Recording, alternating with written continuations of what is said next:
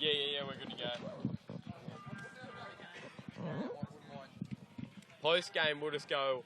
I don't think we even need the wireless. We'll just get them to come to us here because it's so close. What's that? Yeah. Do you have the wireless camera here today? Oh, are you serious? So,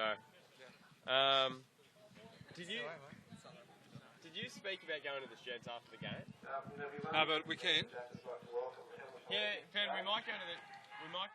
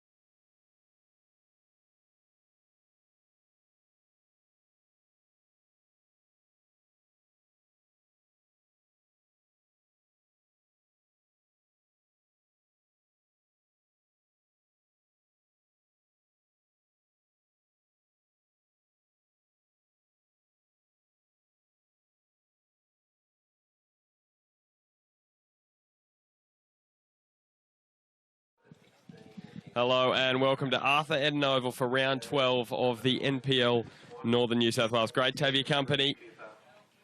Lambton Jaffas up against Hamilton Olympic for this afternoon's match. Damien Smith is with me in commentary. And CT once again is off on annual leave. Listen, hasn't he? Annual leave. Yeah, the poor guy. He works pretty hard. He's travelling around Australia with his work, so unfortunately he couldn't make it today. But it's a beautiful afternoon here at Lambton Park. It's, gorgeous conditions. What are your thoughts? Who do you think has enough this afternoon? It's a huge match in the context of both these sides' seasons. Because you look at Olympic, if they don't get the job done this afternoon, it becomes a little bit tougher for them to make the finals. They're sitting on 18 points. Still got a bit of a buffer there. Lambton, they're 2 points ahead on 20. And the other thing is Magic play Edgeworth tomorrow as well, so that's another vital game for both sides. But even today, Valentine, they've got a tough game against Charlestown. So, the second half of the season, I think you'll find quite a few mixed results, as per like the first half of the season. So, we'll try and bring those live scores as well from Valentine and Charlestown and Adamstown and the Jets youth. Gary Fish is onto that, so he'll be letting us know throughout this afternoon. While he's eating his steak sandwich, yeah. That's right. Beautiful afternoon, isn't it? A beautiful winter afternoon at Arthur Eden Oval. Pat Brown started the season so strongly. 6 goals in his opening 5. He hasn't scored since. Injured himself, and he was actually lucky, I think, to be able to get back onto the pitch this season. It looked like a terrible injury in round 6 against Broadmeadow Magic, but he's back. He's got a new haircut. Looking sharp, and goes back to Joe Wheelhouse to get us underway this afternoon. The Jaffas, they've won just 3 of their last 14 here at Arthur Eden Oval. Damien Smith, can they turn it around? Yeah, I think they'll be playing at home on a Saturday afternoon. I think they'll be hard to beat. But you know what? Hamilton had a great result against Magic last week. If they stay disciplined in defence, they're going to be hard to crack. I think the key for me is Hamilton back forward need to stay disciplined, need to stay tight and not push up in the midfield, especially Kyle and Marcus Duncan.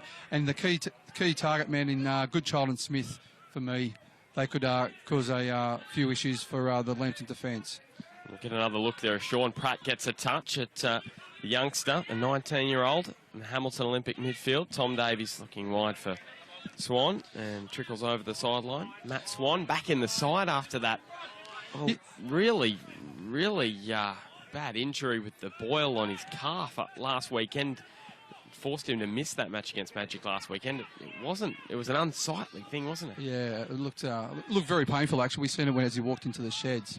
But just on Lambton, they're missing Michael Kanarowski and Ridge Marpu. They've been 2 of their best players this year. And they've had to adjust their lineup a little bit and push Nathan Morris into the centre of the midfield with Wheelhouse, and Rolly Norton's come back into the back 3.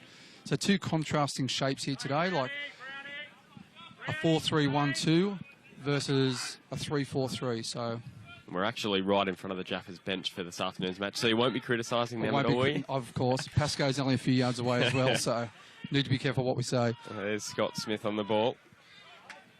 And Ben Hay goes central. Cody Lucas with a boot in, wheelhouse. Across to Greentree. Back in the side, Dane Greentree. His second match back after that suspension for the send-off against Maitland. Here's Sean Pratt with the flick on to Bird. Chance here for Daniel Bird. He gets around Swancott. Tries to line it up and square it to Sean Pratt. And he was just at too difficult an angle there, Daniel Bird, to be able to strike on goal.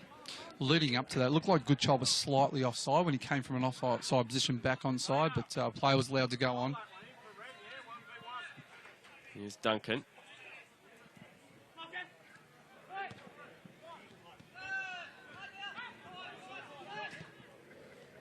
Cody Lucas' ball across to Brown, intercepted. And Hay cuts infield and finds Brown. Nice quick ball movement this from the Jaffas, isn't it? Greentree. Pulling one.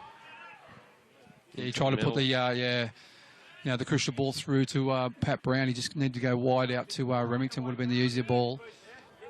Just on Lambton, Pasco talking to him during the week, he said they were very fatigued last week and the Jets could have scored more than what they did. So he's tried to freshen them up this week and ready for the big game against Hamilton today. Last weekend, of course, the Jaffas going down 2-1 to the Jets youth. They're back into the match. They came close to levelling it up. Joe Wheelhouse scoring the goal for them.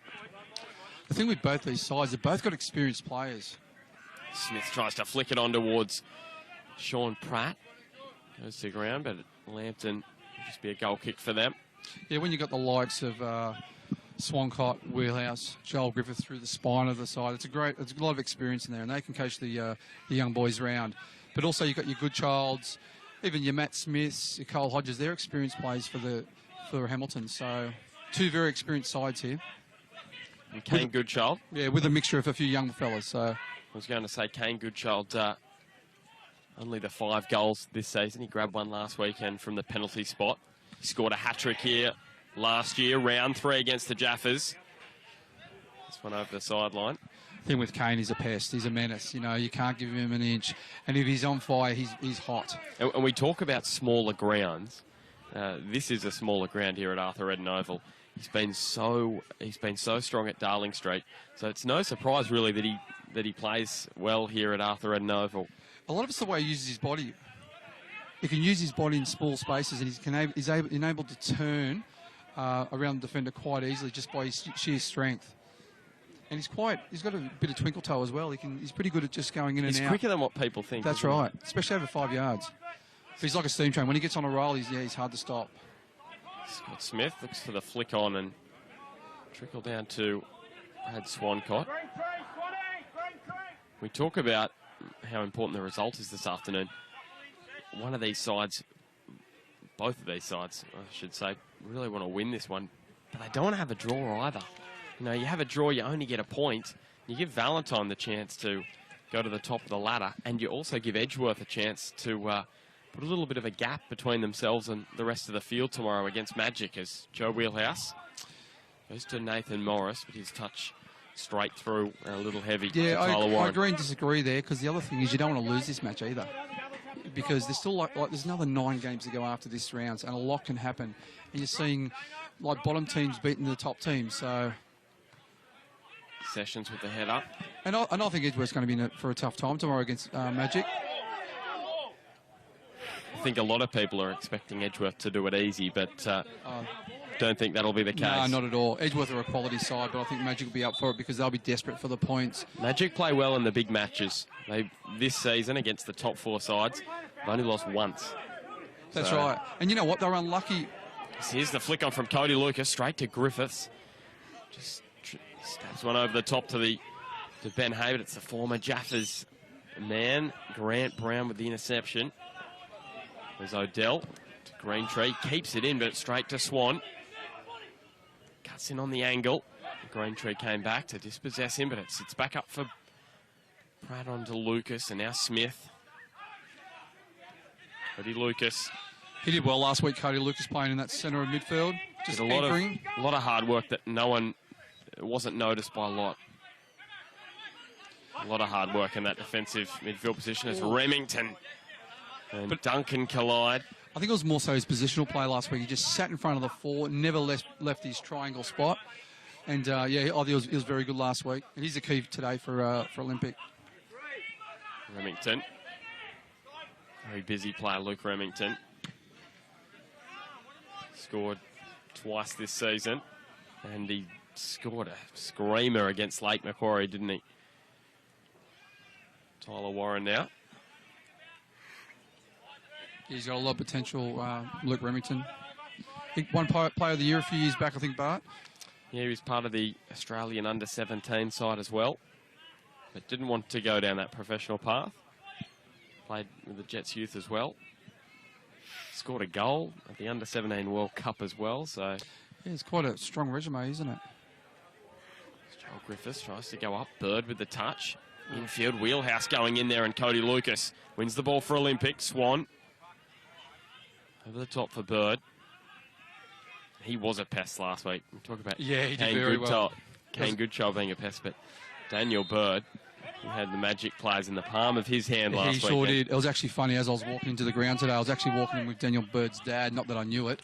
And he... Oh, and his green tree, that could have ended badly in the end.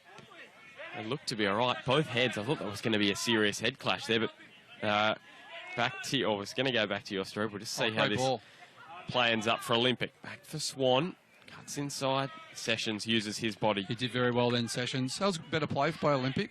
It's good to try and feed those balls into the striker's feet. There's a bit of space there, especially with Lambton only playing with 3 at the back. And there's a lot of space in these high, wide right and left areas. But yeah, as I was walking in with Daniel Bird's dad, he said, yeah, he's a bit of a pest at home to his parents as well. So he gets under their skin as well. So, but a great fella. There's Brad Swan got, so I'm sure they weren't surprised. They're probably happy to see him doing it to someone else for a change. It's been very much a tussle in the midfield. The opening part of this one, Greentree goes up the line. Remington cuts in field. Still Luke Remington. Dodging past a couple. In the end, cleared away well on the Olympic defence. Yeah, it's been very much in the midfield, hasn't it, in the opening 10 or so minutes. Remington again getting in there. Greentree goes down the line, and now Goodchild.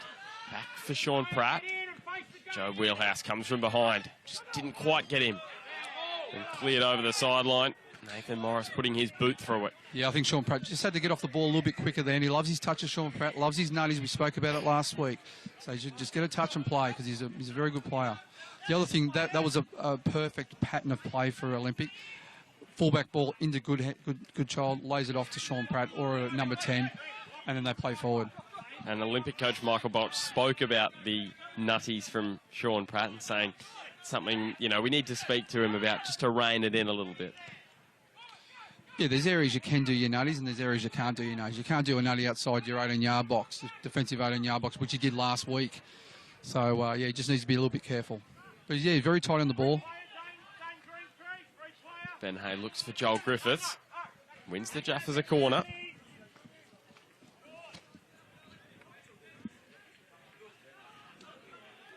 Goes short. On to Hay. Ben Hay to the back of Olympic play, but Tyler Warren is able to stop it from crossing the byline. He goes long. Got some piece of that, Tyler Warren. Straight down to his opposite number in Brad Swancott. Sessions. There's again good pressure by Goodchild. The thing with Goodchild and Smith, they're very good defensively. They work well as a team, closing down the opposition fullbacks. Kane Goodchild played his 50th match for Olympic last weekend. Celebrated that by scoring. What's his stat again on the goals? He scored something like 50-odd goals in 50 matches, I think, for Olympic. 36 in 50. That's pretty impressive, isn't it? Not bad from Kane Goodchild. And his record at Charlestown, I'm not sure what that was, but it wouldn't have been bad either. Yeah, that was very good as well. Scott Smith, his record at Olympic, it isn't bad either. 10 games, 5 goals for Scott Smith this season. Kyle Hodges with a header away.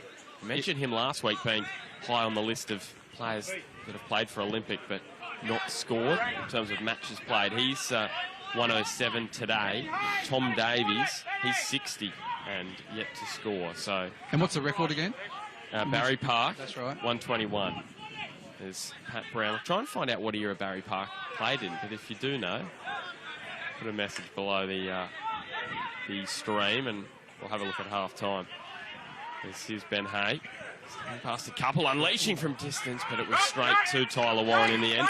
Yeah, better from Lambton. I think this game's going to be really tight and played in the midfield. That's been the first half chance. That'll please Mick Bolch that they're shooting from outside the 18, won't it? Yeah, that's they're not right. able to penetrate the box there, the Jaffas. With the FFA Cup against Edgeworth, a week and a half ago, Kyle Hodges and Marcus Hunt, they'll push him. Daniel Burt. Good child. It was just behind him, but he spun around. Now to Pratt, who just goes with the outside of his boot again. He saw that last weekend from him, and he put it probably just about as wide as he did there. Yeah, far off. Yeah, the ball from Bird was a little bit behind Goodchild. If it was in front of him, he could have had a shot, taken a shot himself. So back to the FFA Cup. Yeah, back to the FFA Cup where Olympic conceded 4. Hodges and Marcus up. They were pushing in the midfield. Last week they stayed they kept a nice defensive line, which was very hard for Magic to break down. So if they do that today, it's going to be hard for Lambton to break down. Here's Goodchild going in, and Liam O'Dell with a strong tackle. Brown onto Bird. Just a turn away from Griffiths. And the free kick goes Olympics' way.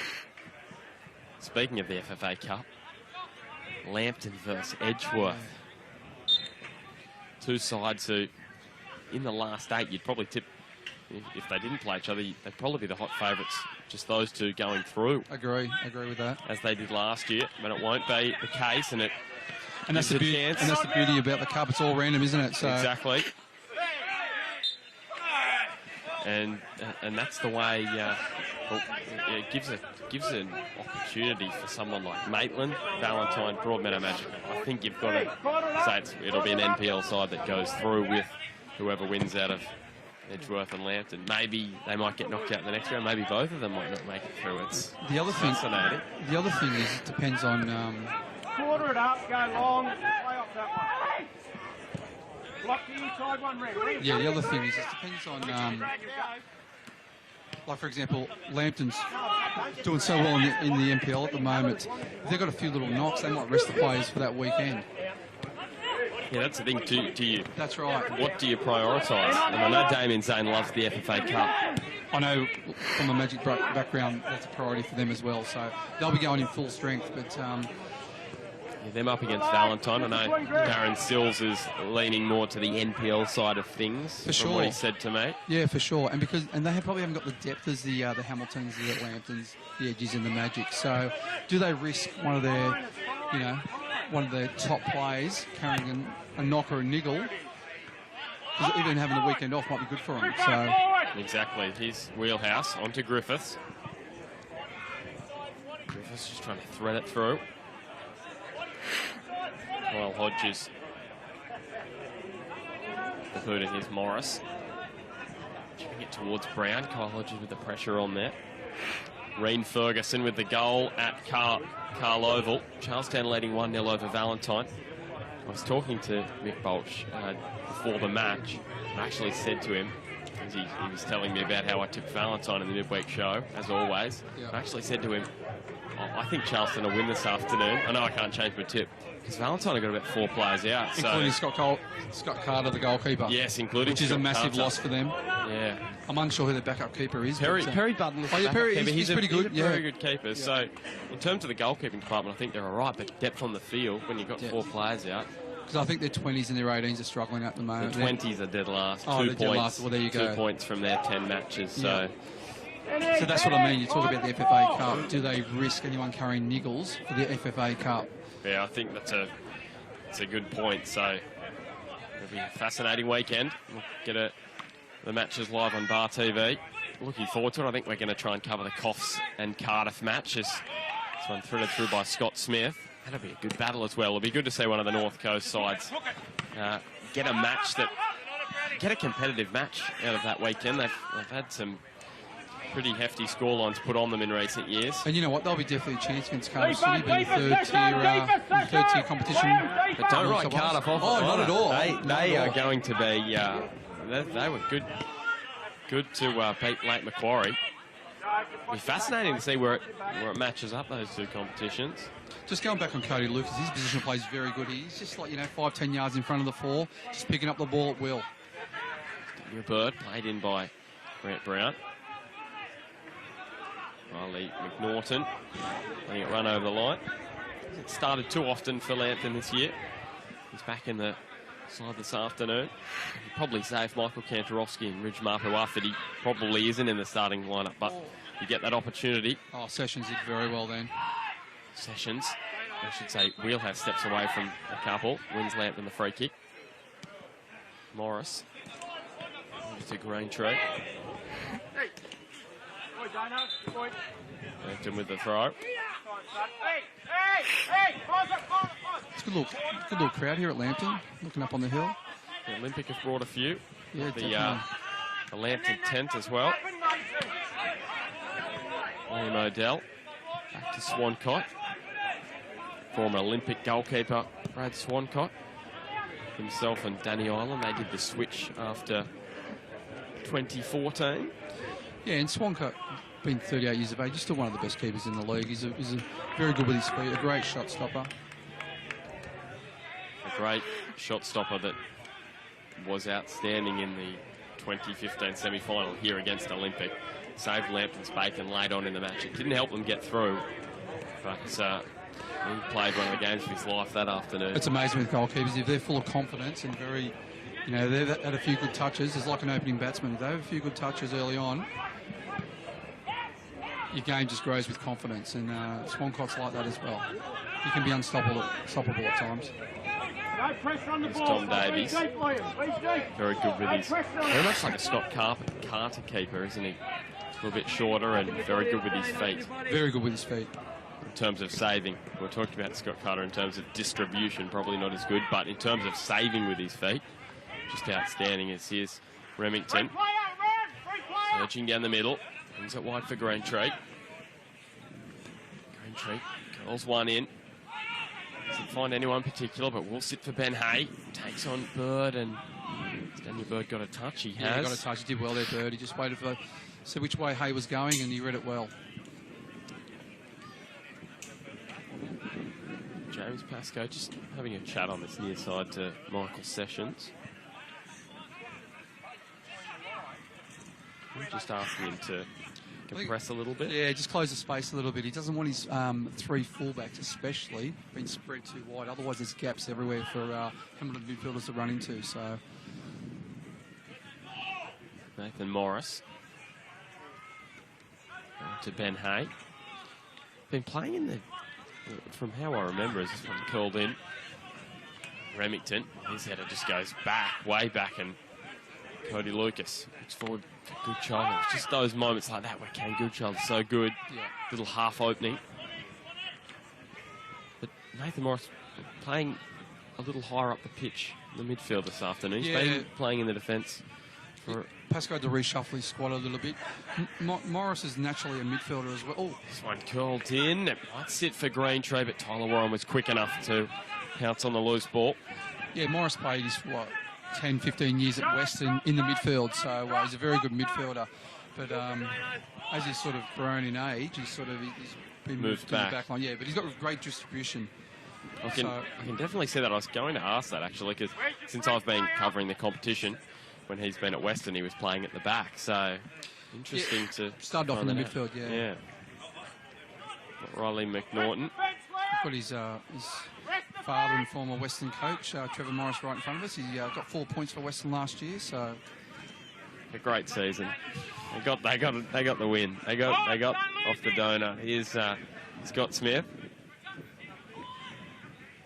Now Sean Pratt. Trevor Morris's name has been in the press a lot this year because Anthony Richards has been saying how much the goal of the season was to get over 4 points, wasn't it? Yes. Wasn't that? Anthony Richards has been saying it a lot. Here's Tom Davies, back to Swan. Takes on Greentree. And now Sessions again. He's done well again, Sessions. Very good with his body, isn't he? He does. And he can read it really well. So the way he just came across Matt Swan there, just blocked him legally as well. So, and good luck trying to get past him as well.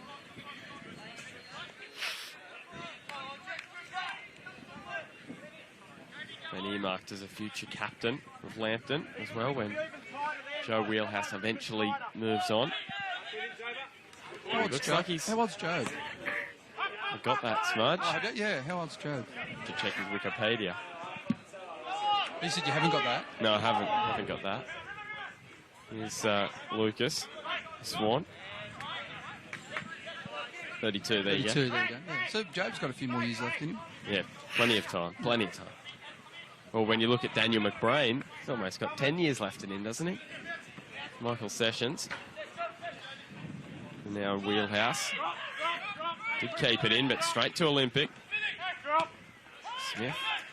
Back for Pratt and Bird now. And across to Grant Brown. It's a lot of work getting up the pitch, Grant Brown, and he looks for Kane Goodchild at the back post, who got his head to it. Just bounced a little too high for Smith. Bird is in there. Back for Pratt. Pratt. Goes to Cody Lucas. I will say Olympics missed a player like Sean Pratt, especially with Reece Cooper being out. Great ball. Balled in, and Swancott just gets there with the punch away. Tommy Davies, great ball from Tommy Davies. Great ball from Davies, and Scott Smith blowing up at the assistant referee, who is a very high-profile assistant referee, I must say, Stephen Laurie on this near side. Doing a bit of work on the lines. It's Greentree. Remington. Sessions goes long, but goes straight to Tyler Warren. Straight in, deeper, William, deeper. Davey, squash it up. Pause, drop.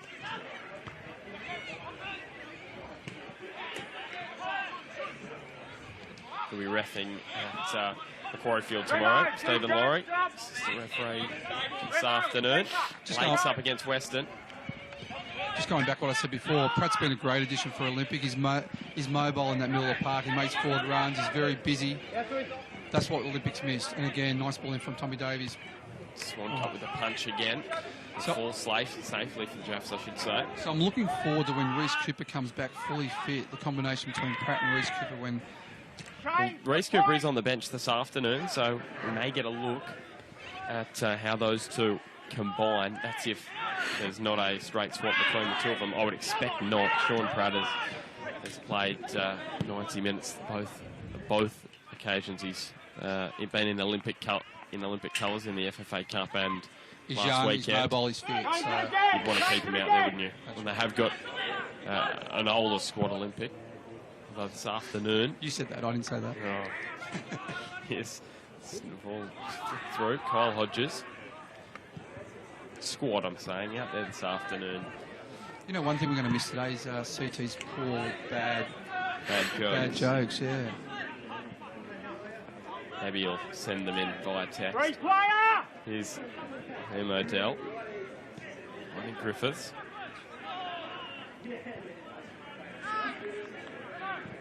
You know, they've got Tommy Spencer out this afternoon, Olympic. Pete McPherson out, Danny Ireland out, so Andrew Swan on the bench. So those guys, numbers 1 to 11 in their squad. Just on Tyler Warren, who's replaced Daniel Ireland while he's been out. He's been outstanding for Olympic. I think he's won man of the match quite a few times, or players play quite a few times for Olympic. His performance last week against Magic was outstanding. And he was unlucky not to get... there's a lot of conjecture about that. Yeah. That was one of the most controversial decisions of the year. Yeah, no, he did have a great game. Man of the match last week. We've got to pick him out of the match this afternoon. This one over the sideline. Massive blue and Cameron Matt Burns Matt Swan. has issued a yellow card to Matt Swan. I always wonder about this smudge, the blow-ups about a throw. Is it really warranted? No, I don't think so. But the thing is, it's the heat of the moment. I know. It's a pretty tense, tight game. Like, it's played in the field, not many chances at the moment. It's always the heat of the moment, you know. Same thing happens with me. I'd probably say that when you're sitting here, you're a bit more relaxed as Cody Lucas. Now Smith. Touch. I'm sure they'd say it as well if I was standing here with you and I as Brad Swancott. It's when you cross that line, Smudge. I know. Riley McNaughton.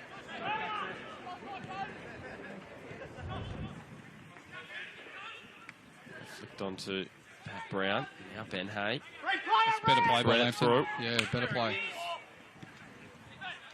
Looked in towards the middle. Pascal wanted the ball out here to Green Tree. He was free, had acres of space. And Ben Hay was in the middle of the park. He was going to distribute it to Green Tree. He wasn't happy with the ball as well. Yeah, because Green Tree would have been on goal. He had acres of space. Ball long and great Goodchild. touch. All of a sudden, he brings the ball down. From the heavens came Goodchild, and now Swancott is able to just let it run over the line. But it will be a corner for Olympic. I will say Riley McNaughton totally misjudged that, and that was a great, well controlled by Goodchild under pressure and into the sun. But I must say Riley McNaughton got back and defended very well.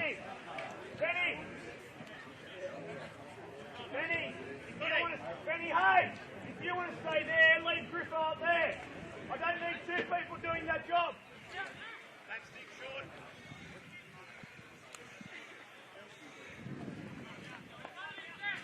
So Marcus Duncan, a set piece, curling it in. Smith's header at the near post, well saved by Swancott, and then Sean Pratt.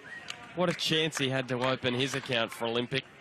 And he blazes over. So Turner's, you can read the joke, because I just read it then. It's probably one of his worst. No. I'm not reading it. So Turner's... Why doesn't he just comment under the stream? Tell him to put it under the stream and people that want to see his joke. But this one's probably the worst for the year. As Pat Brown goes up and Kyle Hodges moves one high. Morris with the head up. For Ben Hay. Onto McNaughton. Going back for Morris and now for Brown. Yeah, that's well played by Brown. Now Morris gets clipped by Swan. I think Cameron Burns was going to play advantage. And then... There's no advantage, yeah. That was well played by Pat Brown. Held the ball up well. Nice lay off to Morris. So you're going on TC's joke. What's the leading cause of dry skin? Pulled in towards Remington. It's going to beat them over for a goal kick, yes? Yeah, so what's the leading cause of dry skin? Towels. TC, if you're listening, mate, that's... Even Gary Fisher is shaking his head. I think Gary Fisher's just going to ban him from all Northern New South Wales activities, isn't he? After jokes like that. Yeah, he said he's gone. Here's Daniel Bird. The boot in. Smith just sit down for Sean Pratt. Just a step through Morris, but he got his long right leg out. Cody Lucas squares it up for Brown. Joby, stay, Joby, in your back. Now Griffiths picks the pocket of Brown. And it's a bit of push and shove on the ground. And it results in an Olympic free kick. I will say the intensity is just starting to build now. It's been a bit of a slowish sort of start from both sides. The game's been played in the midfield a lot. There's only been a few half chances. But the intensity, the communication, the talk's starting to rise, which is good. The Jaffas, they haven't managed to beat Olympic at Arthur Eden Oval since 2014. July 2014, that was their last win against Olympic here. There's 3 matches in between that period here. Sean Pratt sits back up for him and he hits the post this time. Scott Smith did tremendous there. Great ball in the Sean Pratt. And Daniel Berg with the handball. I'll just go through those matches. So 2015, they had a 0-0 draw in round 13. 2-2 in the semi-final here. Reece Cooper scoring the goal that put Hamilton through to the grand final. It was 2-2, but Olympic won the first leg 2-1 at Darling Street, and then last year came good trouble with a hat-trick, 3-0 in round 3. It's been a while, and I think Olympic plays so well here because it is so similar to Darling Street in terms of the dimensions. But you also mentioned Lambton's record at home is not too great, so that could be partly the reason as well. So, what was it? 3 out of 3 of 14. 14. 3 of the last 14 is and your Burt. Sean Pratt diving in. Well, it looks ugly. Cameron Burns gives him the yellow card. He may be lucky based on the reaction. Yeah, we haven't got the replays in front of us, so it looked like he was in the air from this angle, but and you saw immediately as he was trying to smudge you might have to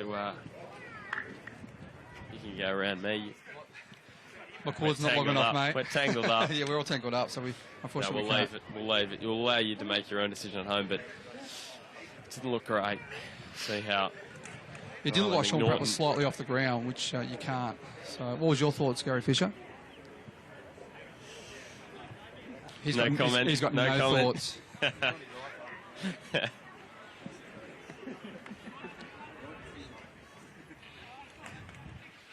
Hopefully we can get a shot of Joel Grinnell. I don't like to say 11 v 10, so at least keeps all 11 v 11 out there. The Jaffas bench are not happy with us,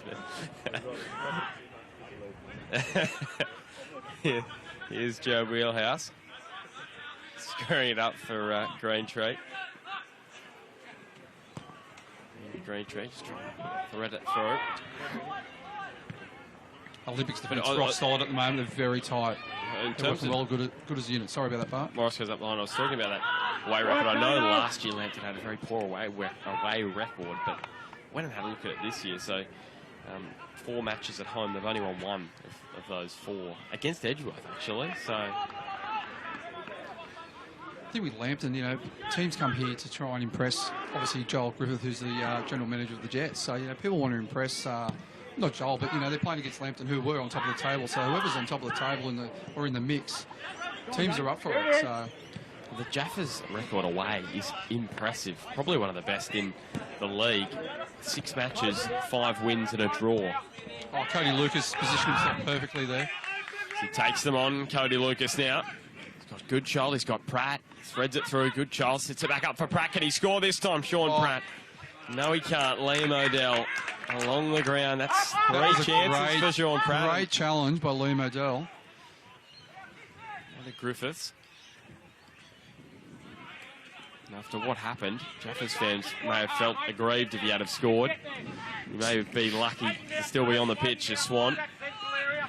To Davies. Swan again. Sorry, they're very deep here, Lambton. The back 3 is virtually sitting on their 18-yard box, and Hamilton's got the ball on the halfway line. So they get some movement in midfield into Smith. Here's Smith again. So good at holding the ball up. He takes them on, squares it up, and O'Dell with the boot there. We spoke earlier as Olympic with a free kick in a decent position here. We spoke about players switching clubs, the goalkeepers, Swancott and Danny Ireland, of course, not playing today for Olympic. Of course, was in that 2014 grand final winning side for Lambton. But Pat Brown and Grant Brown, same surnames, they switched clubs last year, midway through the season. We've got a few Browns in the comp this year. Jalen Brown, Pat Brown, Chris Brown. Grant Brown. Yeah. It's a popular last name.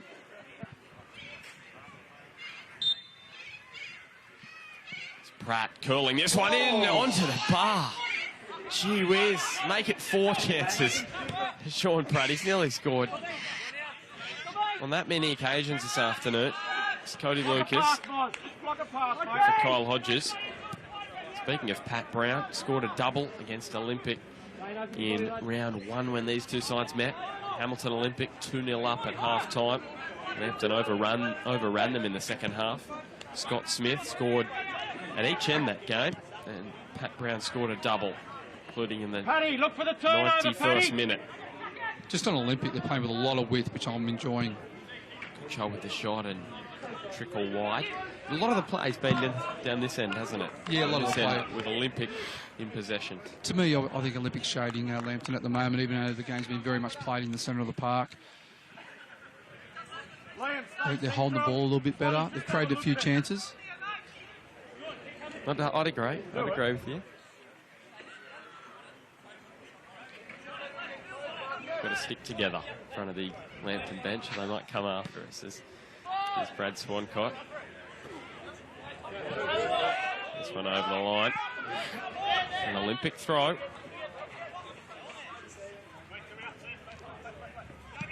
That's Duncan. Why are Olympic just shading them in terms of chances and being down the right end of the pitch? To me, they're playing with a lot of width, so there's more space, and it's easy to find your players. And like they're playing with depth here as well, which is great. See how Cole Hodges is back there, so if they're in trouble, they can go back to Cole and switch play.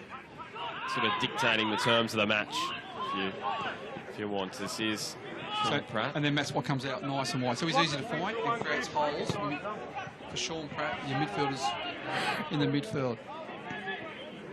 The other thing is, I think pressure on the ball. Lambton's not putting as much pressure on the ball than what... It's a foul. Here's Swan. Squaring up for Bird. He's back for Davies. Yeah, for me, I think Lambton need to put a bit more pressure on the ball. But in saying that, they're forcing Hamilton to go back. Marcus Duncan curls it through for Smith. Including there from Nathan Morris. But it allows... Bird Great ball. Back post, and Goodchild was waiting, but Ben Hay was there to defuse the situation. Goodchild squaring it up. Sessions is there. Just stab it up and over the top. Tom Davies. They're looking good Olympic at the moment. They're knocking the ball around really well. Smith. Olympic with the throw. It's pleasure evident from the Lambton players. Last weekend, just speaking of that match, round 11, Olympic up against Magic. Not too many chances created by Olympic in the match. They were gifted the first goal, Giantsopoulos, and then they pretty much grabbed the second soon after via the penalty spot again, and then they just ground out a victory. They ground out a victory. I thought they didn't have to create too much, did they? No, but their shape was tremendous. The back four and Cody Lucas just sitting in front, created a five-man defence, which was just rock solid and it was hard to break. I think Virgili had a chance near the end, but Goodchild had a chance just prior to that to make it 3-0 or 3-1. Sorry. Had a couple of good chances from open play, but it's an area Olympic have struggled to score from in recent weeks. They had a 1-1 draw with late Macquarie. We mentioned Grant Brown with a screamer. The week before, similar, from a corner. Grant Brown scores again late for Olympic. It's Pat Brown almost trying to poach one there. Lambton with the corner. And then last week, 2 penalties. So what do you feel's been the issue for them? No, it doesn't matter as long as they're scoring. If I was a coach, as long as they're scoring, as long as they're getting the results, getting the points. But, you know, a lot of it comes down to the opposition's defence, depending on how they're defending. Like, they've had a few chances here today, to be honest. Ben Hay, back to Morris. Maybe not quite had that polish in front of goal Olympic. Just like we were saying this afternoon, Sean Pratt, 4 times he could have scored this afternoon, but he's hit the post a couple of times. And the other time he blazed over from just outside the 6-yard box. You're exactly right. Sometimes it's just that end polish, that end finishing just needs to be done. And that comes with confidence in your strikers. So. Nathan Morris, I was watching back today from about a 2012-13 video when he scored a free kick. He scored plenty free kicks for Western. He curls this one in and Scott Smith just goes central. You mentioned he scored a few free kicks. There's been many goals scored off his free kicks as well. So, and his corners, he can really whip a corner in. One of the best deep ball specialists in the NPL. Sessions. Look to score this season, Nathan Morris. You normally back him for a couple. I'd like to see Lambton have a bit more width here. There's too narrow when they've got the ball, so... Swan gets his legs taken out from under him by Ben Hay. You can tell he wasn't impressed. And Ben Hay goes into the book for a yellow card. Second of the season for Ben Hay.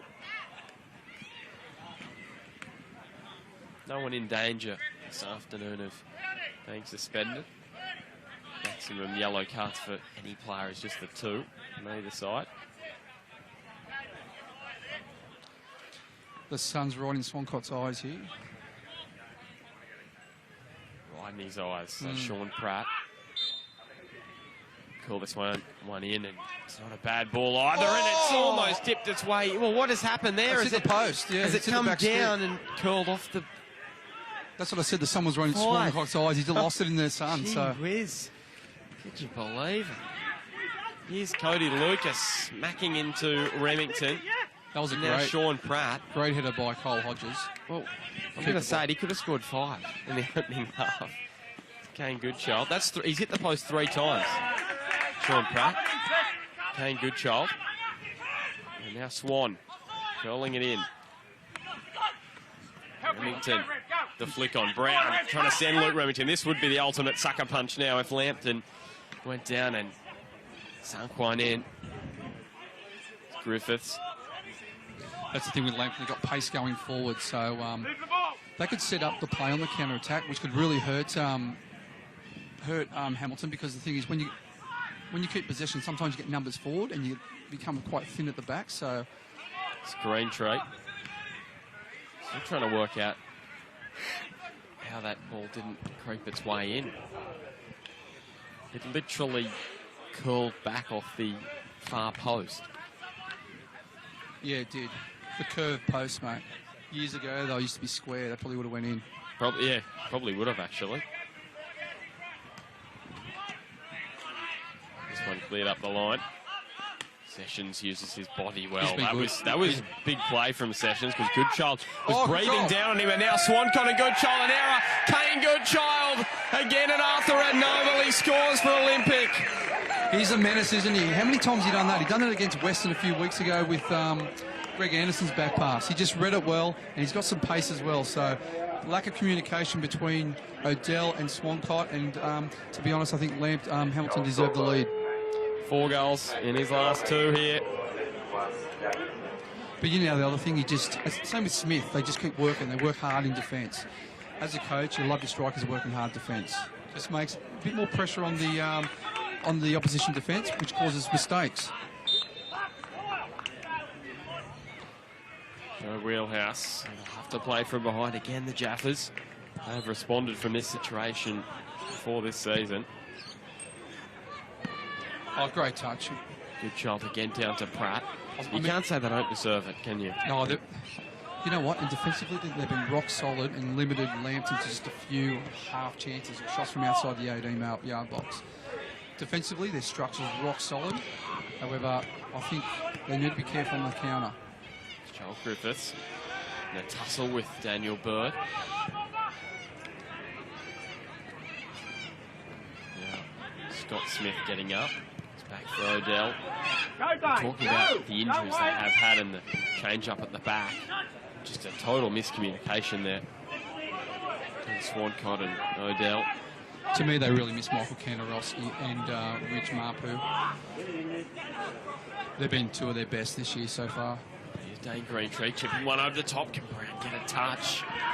They've just changed their fortunes for a moment. They're able to knock that one away. Other scores, we've still got Reen Ferguson, his goal separating Charlestown and Valentine at Carl Oval. 1-0 to the Blues. Olympic, of course, up 1-0 here. Rosebuds and the Jets Youth at 0-0. Had a 4-all draw last time they played in round 1, so give it a lower scoring match at the moment. Remington.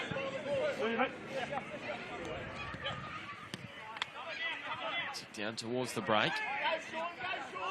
Wheelhouse slips over. Griffiths. Tom Davies. For me, I'd like to see Lambton play with a bit more width and get the ball out wide. That's going to move the Olympic defence.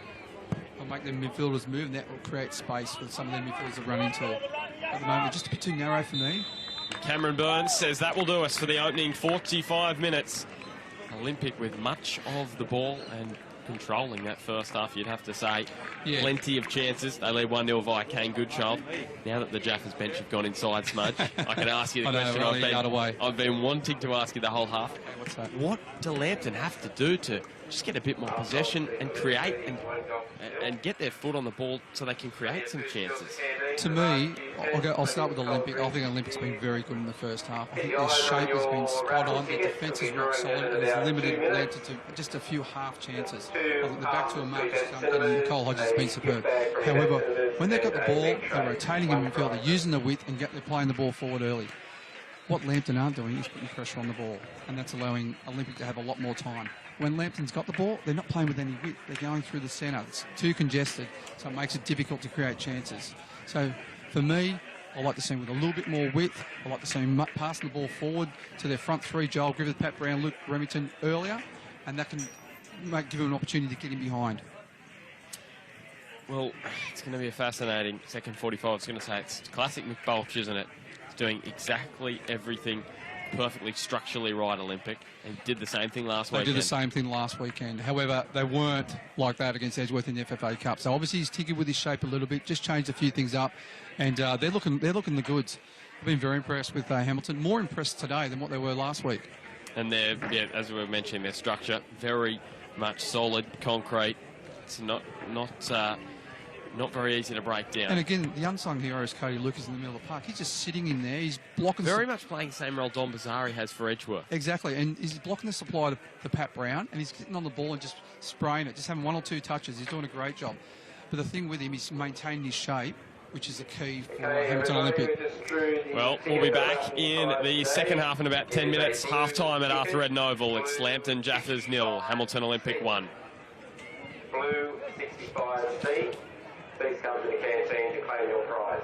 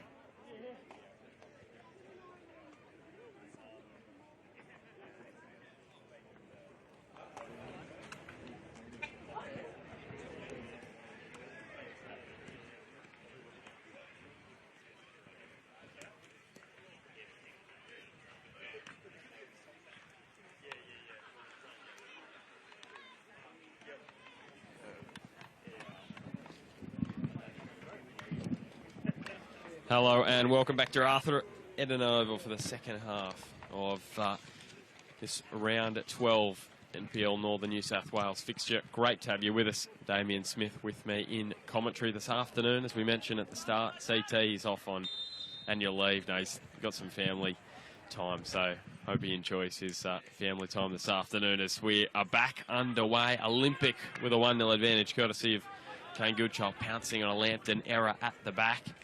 And they keep this form going in the second half, Smudge. I think so. They were very impressive in the first half. I thought the key for me was their shape.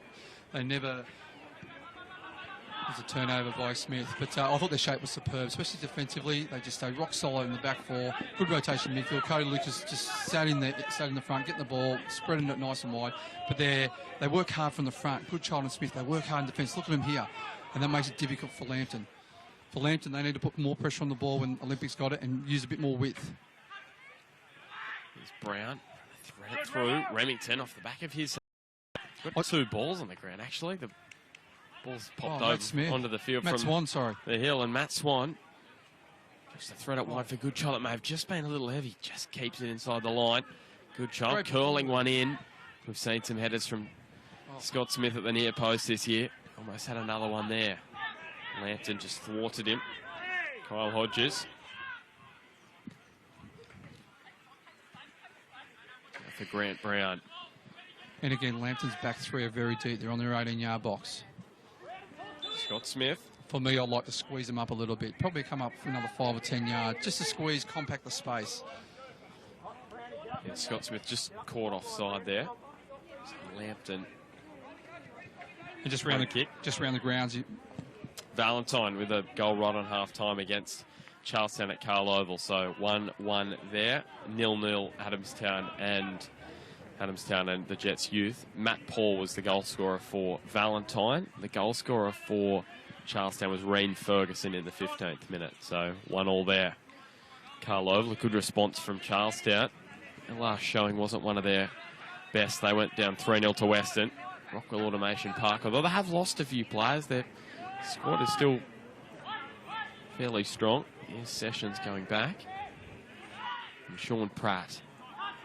Now for Cody Lucas. We mentioned so impressive in the first half. So impressive last weekend as well.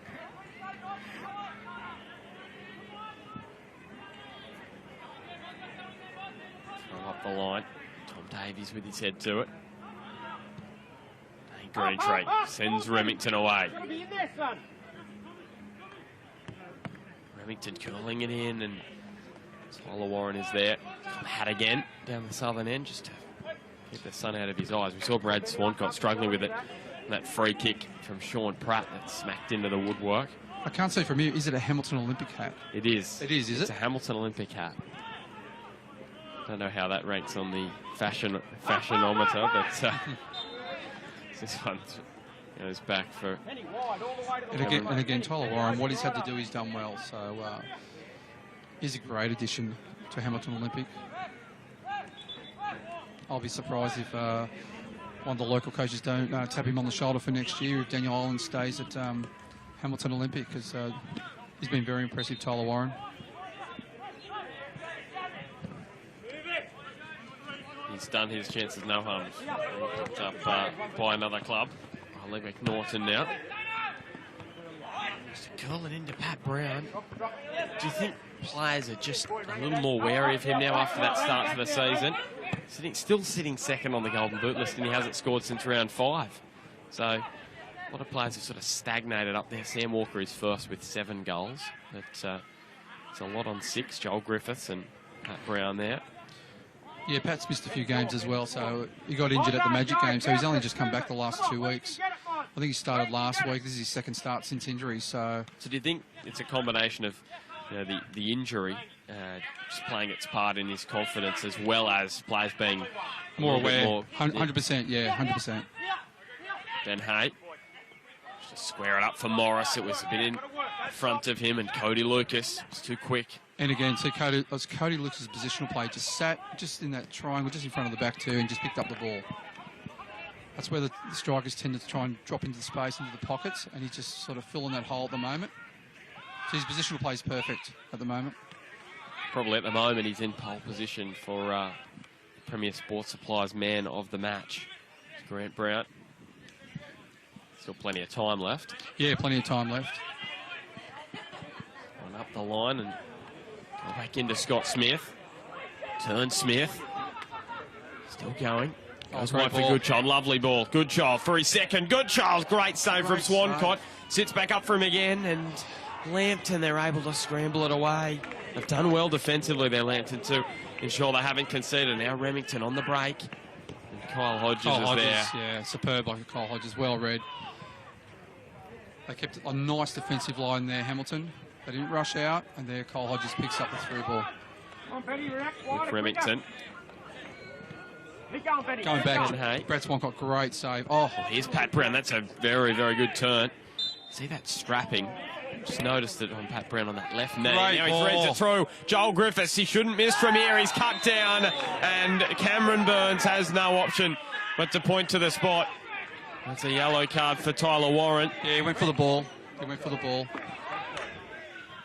And that is the change in the rule. So previously, he probably would have been sent off, you'd say, but if you are playing the ball, yeah, that's Cameron Burns here is a yellow card. Is that to Dane Green? Yeah, it looks like it. Dane! Yellow cards! It's a yellow card, exactly, with the new rules. Yeah. They're the new rules, and Lambton assistant coach Scott McCarter is just explaining how he told the players the rule on the PowerPoint. More important. The PowerPoint. Don't mind a good PowerPoint. This is more important. We'll go back to it in a second. What a great run by Joel Griffith. Great ball in, but Hamilton Olympics defence was sound asleep. They were, and it was very intelligent from Pat Brown to take it quickly. But a great run by Joel Griffith.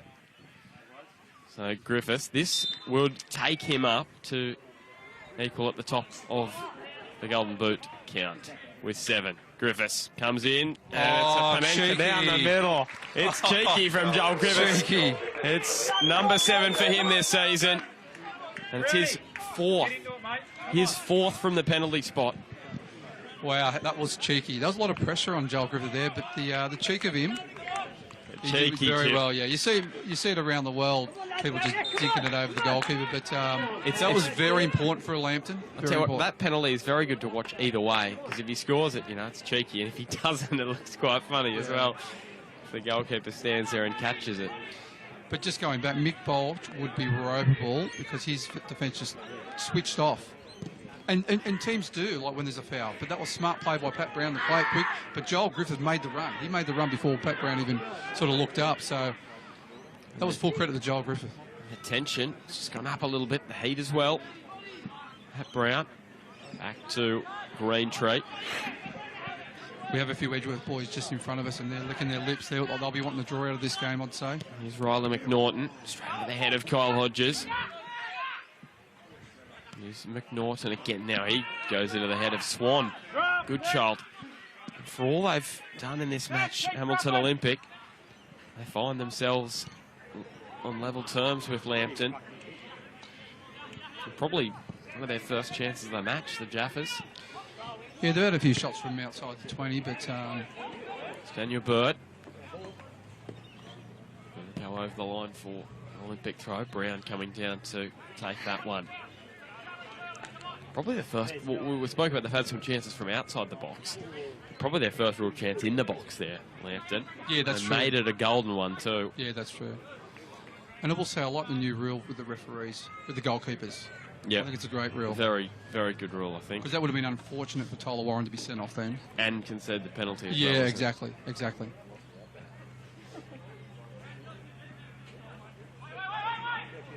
So here is Kane Goodchild. Bring it up inside the box and just dispossessed. Oh, Joe Wilhouse. That's quality. Great turn by Joe Wilhouse. With a bit of pressure on him just outside the box. Was across to Dane Greentree. He's in the book for a yellow card and one that wasn't needed, really. It's Remington. Yeah. And Tom Davies. Wheelhouse. To Morris. Cody Lucas gets his boot in there.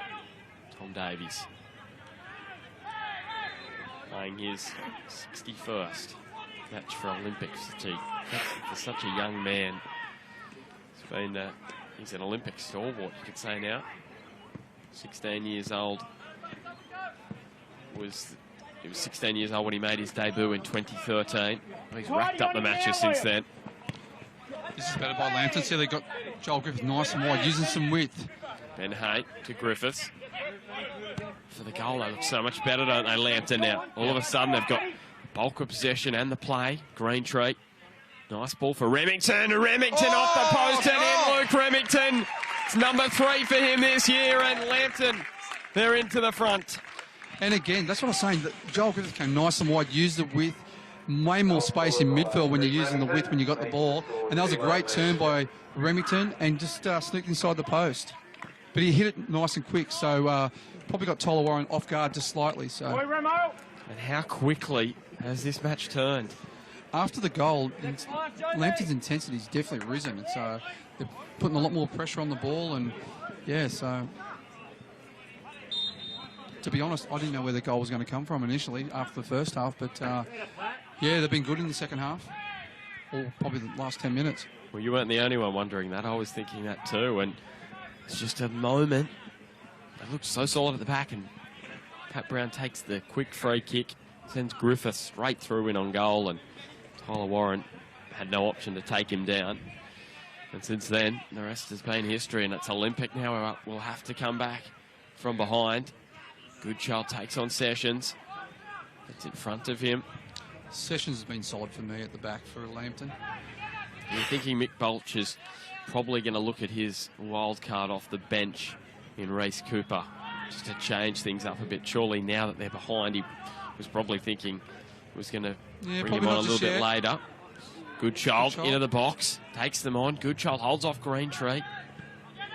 Yeah, not just yet. I wouldn't make any changes yet because they were looking very comfortable, Hamilton. But it sort of just died off in the last 10 or so minutes since Lambton got the goal, opening goal for them. There's still a long way to go yet, Bart. The other scores have remained the same. Valentine and Charlestown at 1-1, Carl Oval, and 0-0 Adamstown and the Jets Youth at Adamstown Oval this afternoon.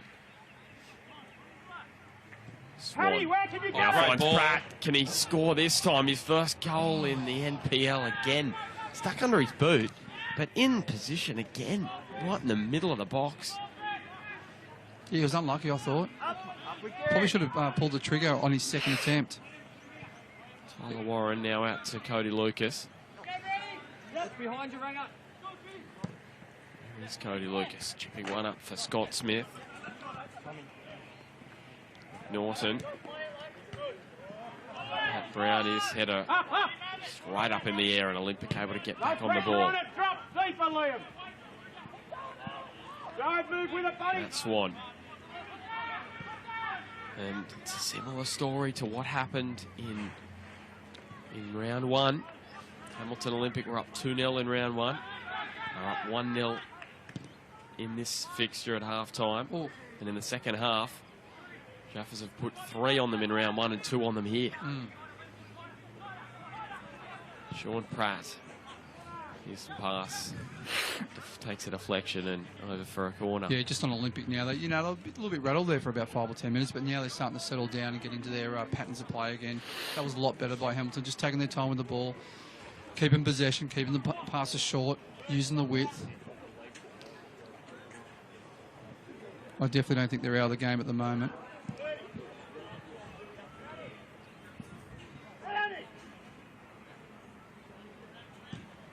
Smith called in. Greentree with a diving header away. This again, and just a great ball. Oh, it wasn't a great ball. Lambton bringing out from the back. And Remington takes on Kyle Hodges.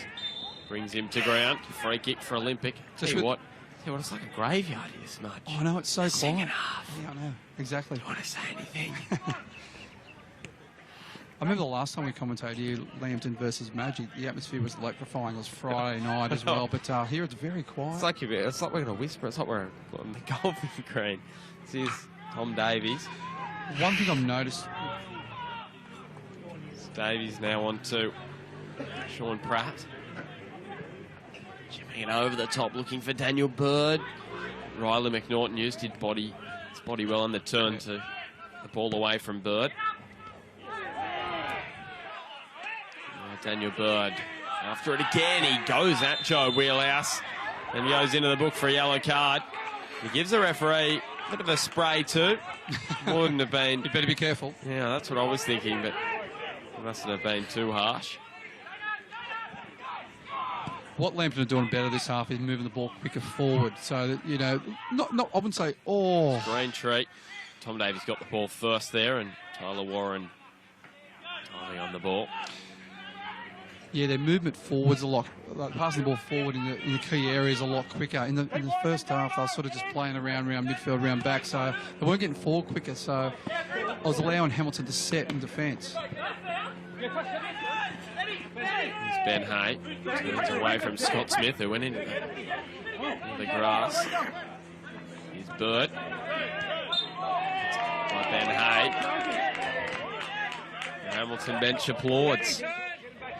There is a little bit more intensity now. 100%. In the talk with the players is starting to heat up a little bit as well. So where before, like a few minutes ago, it was like a graveyard, like you said. Even on the pitch. On the pitch as well. So normally you get a bit of talk out there, but now it has definitely picked up talk out there. Wheelhouse. And again, see Wheelhouse trying to play the ball forward nice and quick.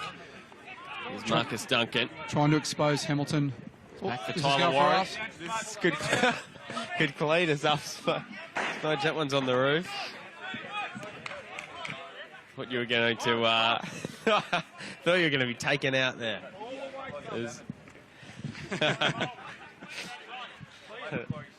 The Salmonator. The Salmonator Smudge there. It would have been good to see you do the Salmonator. Here's Ben. Here's Nathan Morris, I should say, back to Ben Hay. Curling it in towards Remington, and at the back post is Green Tree, who tees up Remington, and it's another one for Lambton. They are turning it on in the second half. Ben Hay's ball was absolutely superb. Just dipped over Hodges or Marcus Duncan's head, bounced over Tom Davies, I think. We haven't got replays in front of us. And a great header across by Green Tree for Remington. Was it Remington's Taps at home. Taps at home. 2 this afternoon for Luke Remington. How a game can change. Unbelievable. 3 goals in round 1 in the second half. Lambton against Olympic. 3 goals again here. Incredible. And it's all the momentum, isn't it? It's all about momentum. We said it last week. Football's all about momentum. And Lambton just couldn't breach Olympic. They were watertight at the back, and then... To be honest, that's probably Lambton's 3rd or 4th chance. Yep. They've scored 3 goals. I'd say it's their 3rd chance, and they've scored their 3rd goal. Cameron Burns going to... Now there's a bit of frustration from the Olympic side of things. Sean Pratt not happy. Lambton with the free kick. And 1-0 down. They really could. They didn't look like breaching Olympic. Pat Brown threads the pass through for Griffiths. And 3 goals later.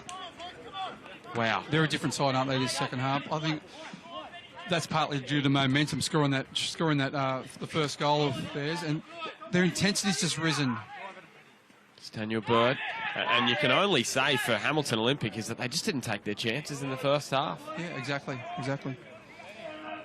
But obviously the message, what Pascoe said at halftime, worked. Reece Cooper, you can see him just warming up down the far end of the ground, the northern end. Yeah, it's great to see him back on his feet. And surely his input into this game might be too far away. Now they've scored a 3rd, it may be 4, and it's gone through the... I thought it's just gone wide of Cody Lucas. I thought it may have gone through his legs. You know what? That was a free header on the penalty spot. Ben Hay, very unlucky. He's actually coming to the game in the second half, Ben Hay. And that could have been 4 chances, 4-1 for Lambton. It's amazing how a game can turn. Hey, Gary. It's very similar to last weekend's match. Broadmeadow Magic so dominant against Olympic in the opening 20 minutes. They could have been up about 3-0. They weren't. They were only up 1-0. Olympic get the penalty, then get a penalty soon after. Then the game just changed. Exactly. Now Ben Hay wide. Olympic, they have to stem the bleeding. They're bleeding profusely at the moment. Here's Ben Hay on to Pat Brown. All of a sudden, the confidence is flowing for the Jaffas. Daniel Bird. A lot better movement off the ball by the Jaffas. They're getting the ball, knocking and running, moving into space, which is great. Well, they didn't do that in the first half. And also the pressure on the ball in the first half. They're just allowing Olympic to have time on the ball. It's the flick on for Matt Swan, who's after it. Nathan Morris into the Hamilton midfielder. Just be the goal kick. Score updates from the other grounds. We have got 1-1. Charlestown and Valentine. Marine Ferguson with the goal for the Blues, and for Valentine, their goal was scored by Matt Paul right on the stroke of half-time. So 1-1 there, 3-1 here, and still 0-0 Adamstown Rosebud and the Jets Youth. Pat Brown cops one in the back of the head there, elbow. You know what, Pat Kyle Hodges into the book. Pat Brown getting a little bit more confidence as he's going. He's been dangerous in the second half. Well, Cameron Burns now is having a chat to Kyle Hodges. You don't see Kyle Hodges get frustrated very often, do you? He's normally very composed, but... Well, they were winning 1-0 10 minutes ago. He's probably still checking if he's still on the right ground. Thinking 1-0, we're down 3-1. It's just incredibly turned around. Daniel Bird.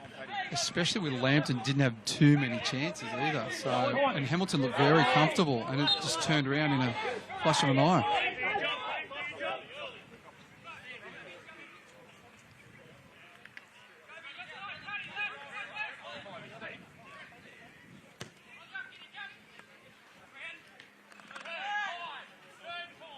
Ball.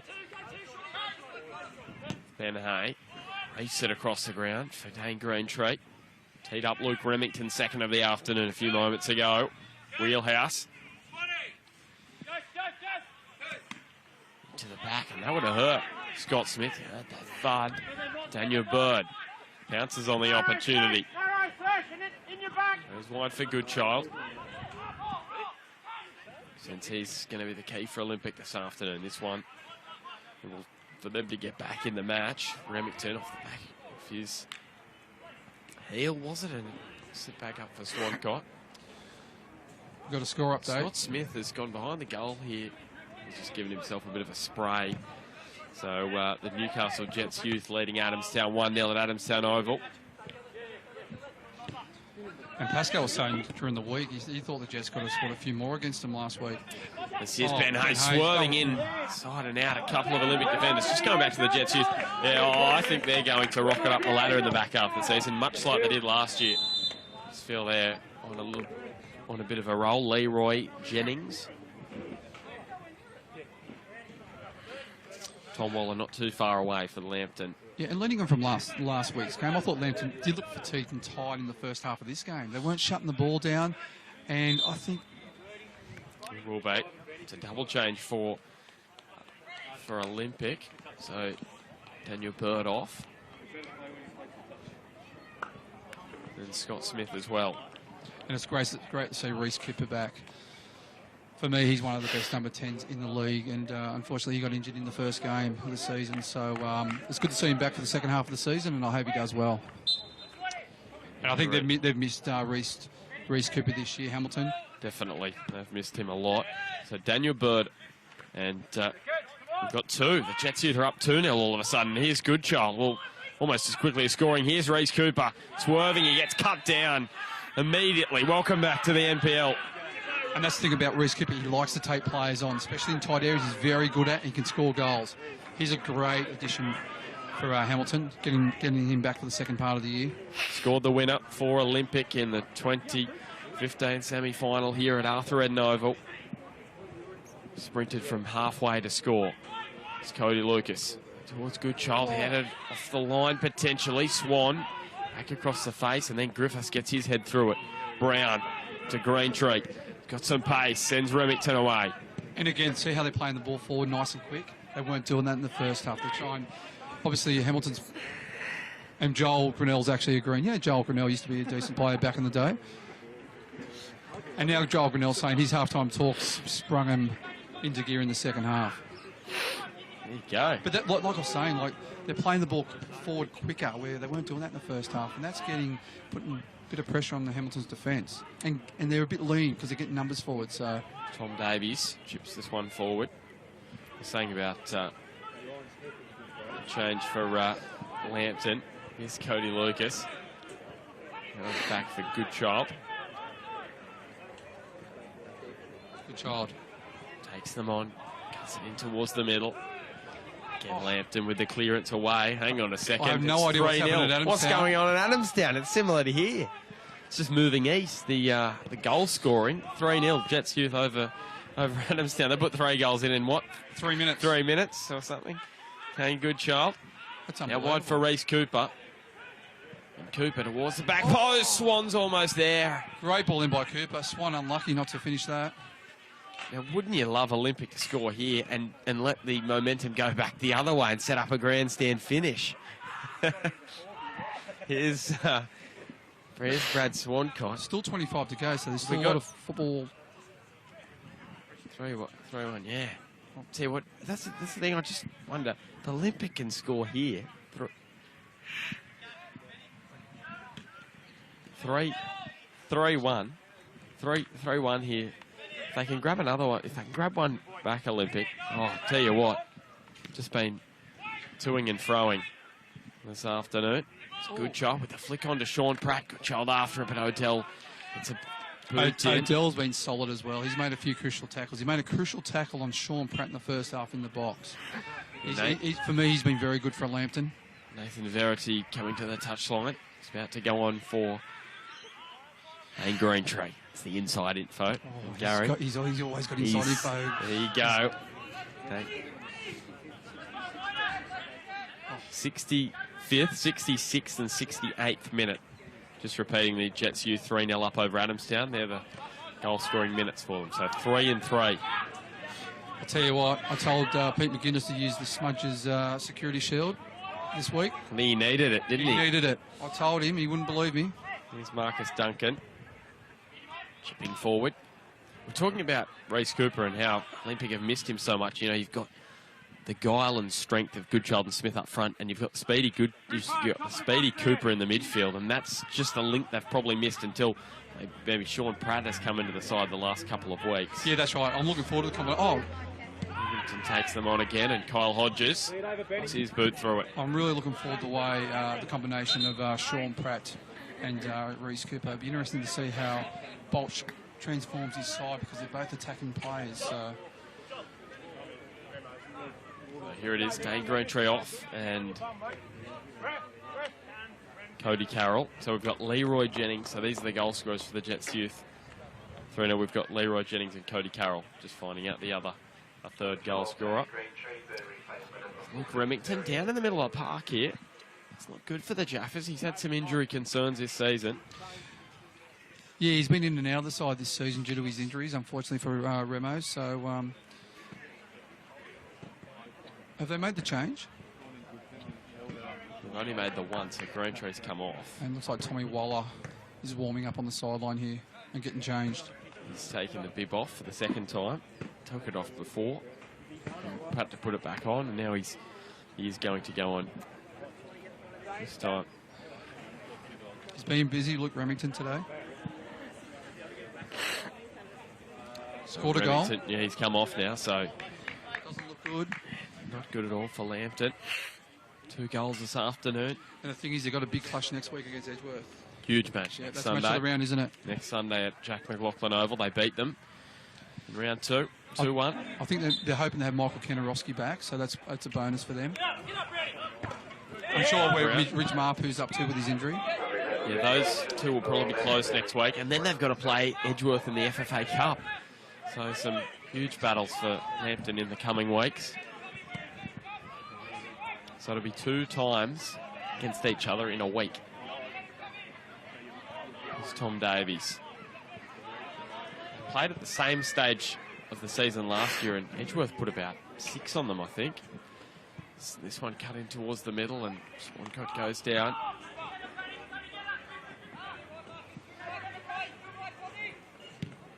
Swancott goes out to Waller. It's for Pat Brown. In the first half, Pat Brown wasn't getting too much service. He's been quite busy in the second half. He's using his body well. Cooper gets knocked to ground again. The Olympic players aren't happy with that. And you could probably say Pat Brown. I know there's been other moments, you know, and Lambton have scored 2 other goals after his assist. But you could effectively say he changed the match this afternoon. 100% agree, but also it was Joel Griffith's run that forced him to play that ball. Such a smart run by Joel Griffith. And that was the thing. You could probably say those 2 other goals, without the momentum started by good child goal by Griffiths, as this one straight to Swancott may not have occurred. So it's a huge play. Swancott out towards Brown, and Brown and Grant Brown back to back there. Swan central. Liam O'Dell again. Liam O'Dell's been superb at the back line. Like I said, he made a challenge on Shaw Pratt the first half where he was on goal, and that would have made it 2-0. Nice touch. Scored against Charlestown. Nice strike on the volley from Nathan Verity. That 2-1 win for them, the Jaffas. Great ball by Joe Willhouse. Here's Griffiths. Just to cut away from Grant Brown and plays it straight to Reece Cooper. And diving in on Cody Lucas was Joe Wheelhouse. No hard feelings between the 2 of them. Yeah, Joe knew when he went in for the challenge. He just mistimed it a little bit. The Olympic fans at the northern end had a bit to say this afternoon. It's Duncan tries to find Goodchild. It's close control that sets up. He just uses his body so well. See him just hold the defender off, uses his body well. Cody Lucas to Swan. Goes to Davies. The ball in. Doesn't sit up. Joel Griffiths just boots it away, and Kyle Hodges, where it was. He doesn't get many opportunities. Worth a strike shot, on yeah. goal. It's been an eternity. To me, Swancott's just looking bigger and bigger in goals, making it like he's just looking really settled in that goal line. I think it's going to be hard to get past him this afternoon. Joe Wheelhouse threading it wide for Nathan Verity. Now for Wheelhouse. Back for Verity. And now Tom Davies. He's unable to control, and Tom Waller. Mr. Verity goes with the outside of his boot and straight over the top to Tyler Warren. Yeah, you need to be laying that into Pat Brown's feet there. That's where he's dangerous. It's like a good child, very sharp on his feet, especially over 2 or 3 yards. Here's Goodchild now. Pulling the ball up again. He's got Swan making a run. Look for Swan. Oh, he cuts inside a couple. He's already scored 1 this afternoon. Kane Goodchild.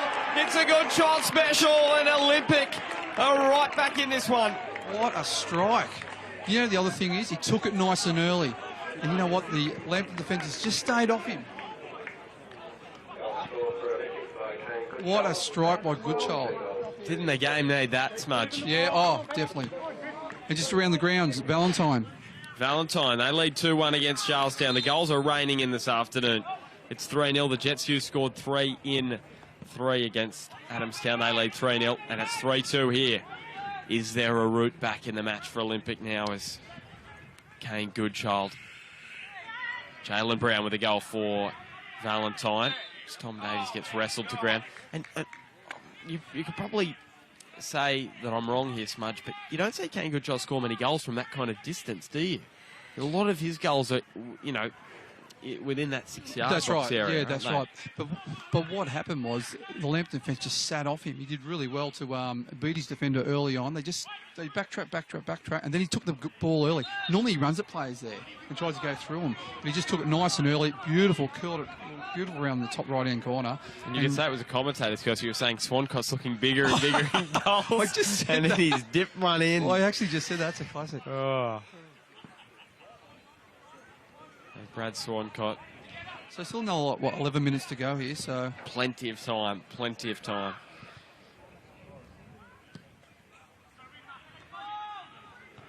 Goals plenty. Goodchild 2, Remington with 2, and Joel Griffiths with 1 from the penalty spot. And that means that Kane Goodchild, he goes up to the top of the Golden Boot standings as well with 7 goals this year. We were seeing it was Ben Hay calling it in. Davies tries to ensure that it won't be a corner. He did really well. Did That's very a lovely well. ball with the outside. Probably would have of been his better if he kicked it out, actually, because it puts his team under a bit of pressure. If he kicked it out, up the line, he allows his team to just reset again. We're saying Goodchild having a little bit of a barren run, but tell you what, he's up the top of the Golden Boot count, and he scored, what's that, 3 in a week. It's now Pat Brown. Gets ahead of his man, Duncan, and just didn't put his boot through it in the end. He got it on target, but just wasn't going to trouble Tyler Warren. The thing with Duncan, he actually gave Pat Brown a little bit of time. He sort of was about a yard or two off him. Pat Brown could have controlled the ball and had a go at Duncan, try to take him on. Sean Pratt, it's a total air swing with the head up. Cody Lucas, now to Pratt. He goes wide for Goodchild. We mentioned 3. Well, there we go, straight over the byline. We mentioned a hat-trick last year against Lambton here at this ground, 2 this afternoon. Adamstown scoring. Adamstown with a goal at Adamstown Oval, 3-1. So what's that, 4 goals there. We've got 3 at Carl Oval, so Pat Brown is off for Lambton, and Reece Tippett goes on. 2008 Player of the Year in the NPL. Not in the NPL, the NBN State League it was back then. Just on Pat Brown, I thought Pat Brown had a pretty good game there. It was a bit quiet in the first half, but that was mainly due to Hamilton just restricting supply to Pat Brown. So, but second half he did well. He sort of was a bit of a menace for the Hamilton defence. There's Tom Ola, and now all of a sudden there's a hash at the back from Olympic, and they made a meal of that, and somehow they get away with it. Swan. Tom Waller, a left footer. Left footers love cutting back onto their left foot. And now Kane Goodchild holds it up, looks for Cooper. And Reece Cooper, look at this speed. Cooper unleashes, and somehow it goes wide. It's Swancott. He's not impressed with that defending. 3-2. 3-1 at Valentine. So Valentine, well, there you go. Jalen Brown again. He's in fine form. Well, where's he now? He's got 6 this year. He was 4 before this match, I'm pretty certain. Just Adamstown and the Jets. Adamstown hit back. No way. Adamstown are back to 3-2, the Jets youth. So today in 3 games there's been 14 goals. 14 goals. It's like the last round of the Premier League this round here in the NPL. Here's Cody Lucas. I think it was 37. Player of the day. You've got to come up with that. Man of a match here as well. Alex Reid has scored for Adamstown. So he's up the top as well. He's got 7 now, Alex Reid. Yeah. So we need to start thinking about our Premier Sport Supply man of the match and our Harry's player of the day. There hasn't been too much happening, has there? I know, we haven't. As Reece Tippett takes him on. I mentioned about him being the player of the year 9 years ago in the NBN State League, playing for Western. Western, yes. Spent some time over in the UK as well. Had a few years at Magic with myself and Rob Virgili and Bobby Newmoff. Yep. Now across to Lambton. As Nathan Verity takes them on. Cuts it back. Griffiths just got caught under his boot. Appeals for handball. Waved away by Cameron Burns. So Premier Sports Supply man of the match. Who are we thinking? Gary Fisher? I think Luke O'Dell for it. Lambton has been good. Superb at the back. Grant Brown. And now Swan. And Andrew Swan takes them on. Up the line. I think Liam O'Dell's been very good at the back as well for Lambton. We've got Cody Lucas. Cody Lucas has been superb in the centre. Joe's been solid as usual at the back. He's just sort of anchored that midfield for Lambton. And Benny Hayes, especially in the second half, Benny Hayes really come into it.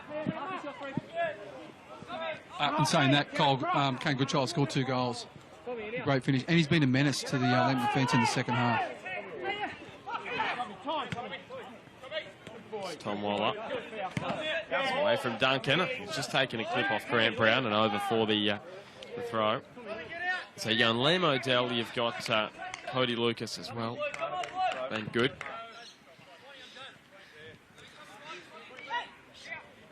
And Okay, goes to Reese Tippett, but Kyle Hodges just a step ahead there. Now Wheelhouse. Swerve his way through. Marcus Duncan. Even play of the day, not much action has really happened, but Duncan, yeah, that's what I'd say. Exactly. I'd probably go with that. Paul, I agree. The Brown. Absolute tremendous. It's the momentum turner, but Goodchild. He's swerving again. Kane Goodchild looking for another hat-trick here at Arthur Redknapp. We mentioned Lambton, they haven't beaten Olympic yet since 2014. You know the other thing with play of the day, whatever Pascoe said at half-time, because Lambton were very flat in the first half. Or was it Joel Grinnell? Wasn't it Joel Grinnell? Joel Grinnell, yeah, whatever Joel Grinnell said to him at half-time. But they were very flat in the first half, and Olympic were very comfortable. They came out and scored 3 goals. And hang on. $2 special in the canteen here at Arthur Redknapp. Gotta love that. This is Kyle Hodges. Just on Harry's snitzels, the old famous minus the cucumber with a bit of sweet chilli sauce is my favourite. Yep. Pick one up at Chelsea. Can't go wrong. Can't go wrong with that. It's Joel Griffiths. Holds it up in the midfield. And they just take a little bit of sting out of the match. Verity. And again, see they're passing the ball forward quicker, which has been a lot better in the second half. Tippo's done very well there. Reese Tippett. Oh. The ball across, and there's the curse again. Grant Brown. Who do you want to curse next, Smudge? Curse Swancott this afternoon. You've cursed Reese Tippett there. My brother's ringing at the moment, so I could probably curse him. Here's Kyle Hodges. Cody Lucas. Hodges across the back line for Marcus Duncan. To build this up slowly. Hamilton Olympic. Grant Brown. Back for Duncan. Just a lump it forward. He does so now.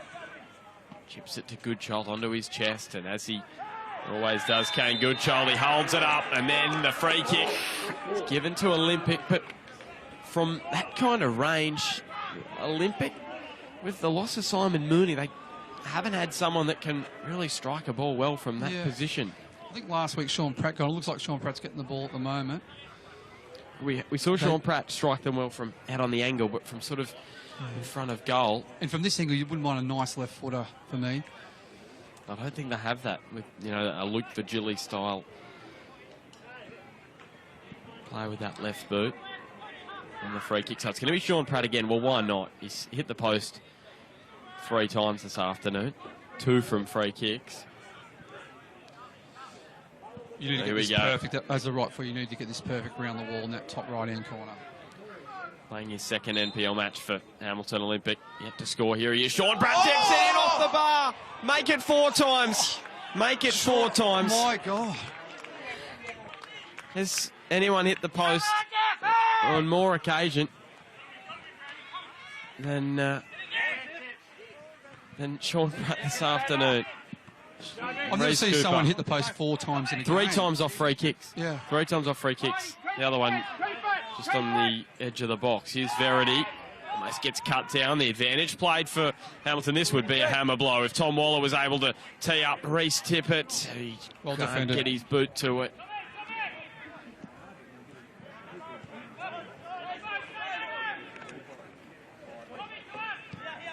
Now wide for Andrew Swan. And also great to have the sponsorship this year from PRD Hunter Valley. Maitland have got the bye this weekend, Reece Thompson's side, but we'll be back in action next weekend. Yeah, they'll be celebrating having the bye. 3 they're in Sydney. They're in Sydney. Oh, they're in Sydney, are they? So sure they're having a good time. That's one club there. that sticks together. All good bunch of mates and play for each other. But yeah, it's great to have Reece Thompson on board. And they deserve a break. Selling. They deserve a break, don't they? 12 games in 46 days or something like that. So Cody Lucas is a handball, I thought, from Griffiths, but talking to Reece during the week, he was saying properties in Ashtonfield and East Maitland have been surging at the moment. Going like hotcakes. Yep. So Nathan Morris now. Wheelhouse. So, boys, we need to start thinking about our Premier Sports Supply man of the match. Verity, look at this speed he's got down the left edge. Verity just couldn't get the ball up, and offside. Then yes, there is an offside. How long have we got here? So about a minute to go. Oh, it's tied at the other grounds, the Jets Youth and Adamstown. They were 0-0 at the break. It's 3-2 to the Jets Youth late on in the second half, and Valentine lead 3-1 against Charlestown. Joby's been very solid in the centre of the park, hasn't he? As always, isn't it? As always. Just so strong. And it's his positional play as well. He just sits nice and deep in front of the back four, allows himself to get the ball in front of him so he's facing the game.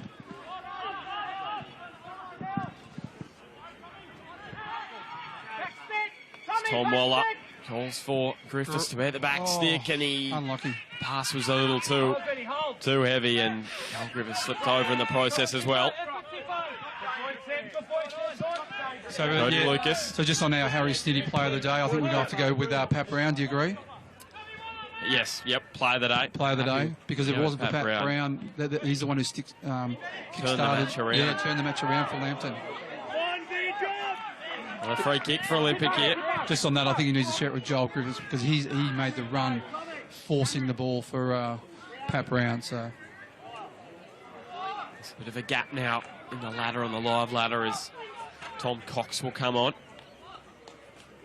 15 goals in 10 games for their under-20 side, Olympic. Can he be the hero? Just talking salvage a point here. Replaced by number 27, Thomas Cox. So Sean Pratt, can he hit the post again? Not on this occasion. And again, nice forward ball early. That's what they've done better in the second half, Lambton. Reese Tippett takes it down to the corner. That's experience. Experience, it isn't it? sure is.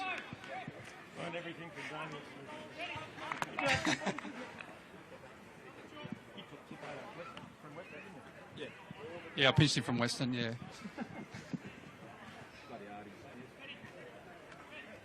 Nathan Verity with the throw now for Lambton. We're back in the graveyard, Smudge. It's gone quiet again. Hamilton try and play it out at the back. Has gone quiet again, hasn't it? It has gone quiet. And Marcus Duncan and Olympic. Into injury time now. Turn that around. Here's Sean Pratt. Looking for Cox, but Swancott is out, and Swancott puts an elbow into the... What Swancott did there, he read that play perfectly. He was already out there anticipating that ball. There's experience from Swancott. Tom Cox was going to come off worse for wear there, but Swancott went to ground. So, guys, just quickly, it's nearly full time. Our Premier Sports Supply man of the match. Yeah. Joel Grinnell, any It's a tough one.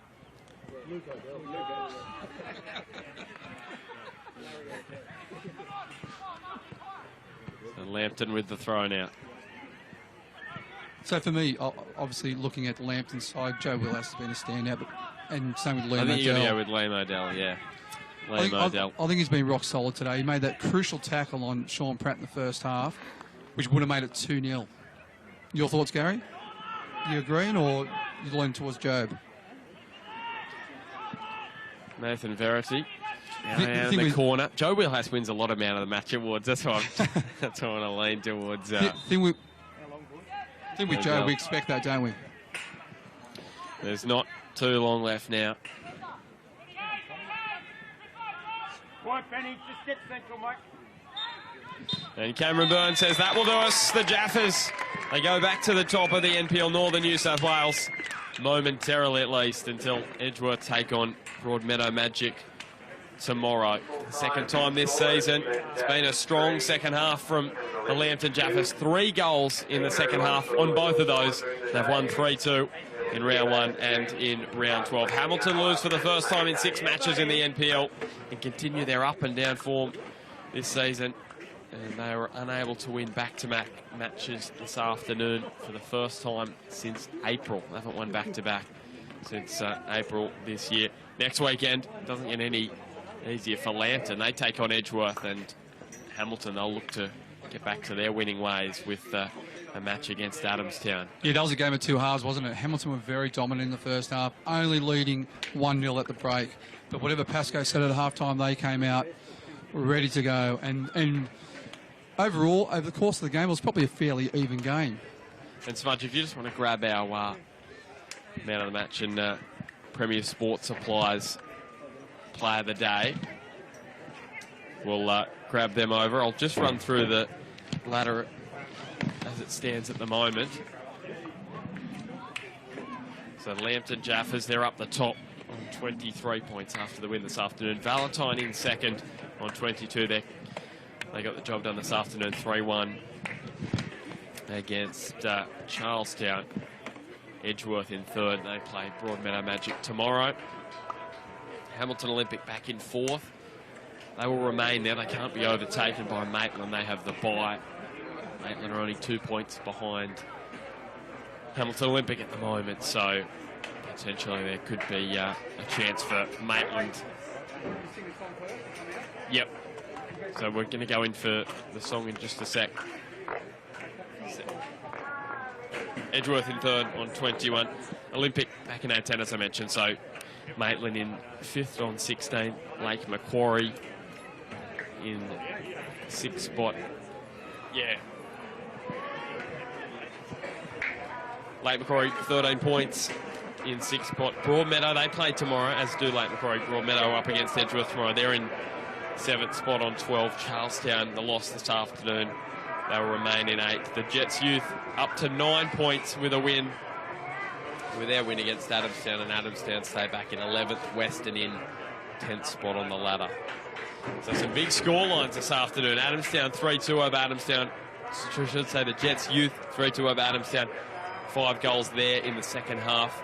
Lambton 3-2 against Olympic here. And Valentine 3-1 against Charlestown. So we're going to head into the Lambton sheds for the team song. And we head in there very shortly. A reminder, tomorrow Broadmeadow Magic, they're up against Edgeworth. We'll be live from Magic Park from 2:30 p.m. That one a huge match in the context of Magic season. You sense if they don't get the result there, season could be over for them in terms of finals. They're still in the FFA Cup, so plenty to play for them. We'll head into the sheds. Hey guys, the kids in the northern goal mount, could you please get out of the goal mount area? Thank you.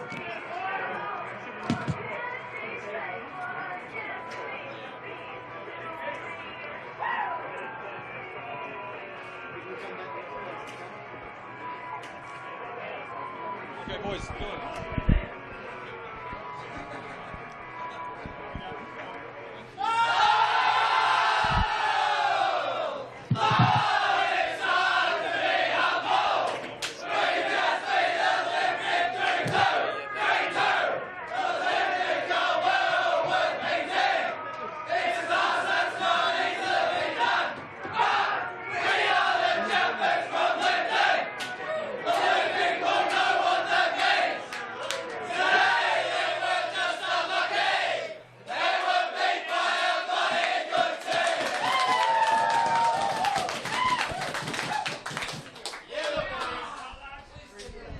Come here first. Do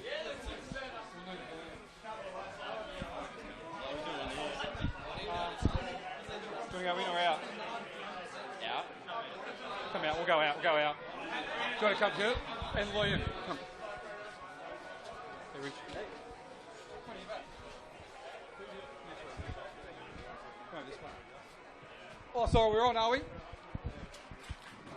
Okay, I've got Pat Brown, Lambton striker, for our Harry Snitzel Player of the Day. The reason why we're giving this to you, Pat, because I'll tell you what, Hamilton, first half, I thought, we're in total control of the game, but it was your ball through to Joel Griffith which sparked Lambton into action and got 3 goals. So that's why we're giving you Player of the Day. Congratulations, mate. Thank you very much. What were your thoughts on the game? Well, yeah, first half we were pretty ordinary. We got Jimmy copped us a spray at half time, telling me we have to be better, and within the first 10 minutes we got to pull a goal back, and we did that, and that pretty much changed the game, and then Remo just turned it on in the next 15 minutes and pretty much won us the game. What do you think the difference was between the two halves? Pretty much we were just sitting up front and just holding the ball, going side to side, and Jimmy wanted to change things up in the second half and put pressure on them, which we did, and which created chances for us in the second half, which we didn't do in the first half. And just on Player of the Day, Joel Griffith's run forced you into that ball. That was a superb ball in, but you had to finish it. Yeah, pretty much. Like, me and him just click when we have the ball together, and so he knows where to play the ball for me. I know where to play the ball for him, and yeah, I love playing with him. Well, mate, it's good to see you back, and congratulations on Harry's Player of the Day. And have you been to Harry's before? Never. You never? Never. Mate, I recommend the famous no cucumber with a bit of sweet chilli, mate. Worth it. Cheers, I'll try it. Okay, mate. Good luck for the rest of the season. Liam? We have, how are you, mate? I've never met you before. Liam, Damien. So we have Liam O'Dell, Premier Sports Player of the Match, mate. Congratulations. A cap and a shirt from Roy Caboto and Premier Sports Player. Mate, the first half was very tough. Yeah, it was. It was always a grind against Hamilton, but we did well to pull it back in the second half, so, yeah. Yeah, I thought Hamilton really controlled the first half. They used the width. They were playing the ball. You weren't putting, especially in midfield, weren't putting too much pressure on the ball, which put a lot of pressure on you guys. And you made some crucial tackles, especially the one on Sean Pratt in the first half in the box. That would have made it 2-0. That was a superb tackle. Yeah. I used to play with Pratty, so it was good to get the one up on him. But it was a game plan at the start to sort of drop off a bit and watch the long balls over the top to the two up front. So I feel like we controlled them a bit, not as well as we would have liked to, but wasn't too bad. What was the message at halftime? Because we were thinking player of the day to James Pascoe initially, because the first half obviously looked a little bit flat like last week, but came out full guns blazing in the second half. Yeah, we got a bit of a battering, fair to say. Give away a sloppy goal, which was my fault. So, it was good to come back. Yeah, he battered us bad at half-time. And what's it like playing with guys like Joe Wirhurst just sitting in front of you? He was superb again today. You just pinched him just by a little bit for player of the match? Yeah, right. It's good to have him and Joel and Ryan Griff to come in. So, you can tell they control games and they do well. So it's good to play with them. Now, mate, you leapfrog Edgeworth. You play him next week. What are your thoughts on next week? Can't wait. It's going to be a big one. And then we got him in the FFA Cup as well. So, be good. Can't wait. Well, Liam, congratulations. You're our man of the match, and thank you to Premier Sports Supply. Thank you very much, and thanks to Premier Sports Supply. Thanks very much, Liam. Jimmy Pascoe. Jimmy. Yeah, I'm going to have a chat to Jimmy Pascoe just to get you off the TV. But, James, what did you say to them at half-time?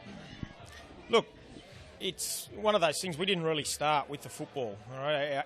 Our game, in terms of how we moved the ball, was okay for about 5 or 6 minutes at the start of the game, and then it just fell away.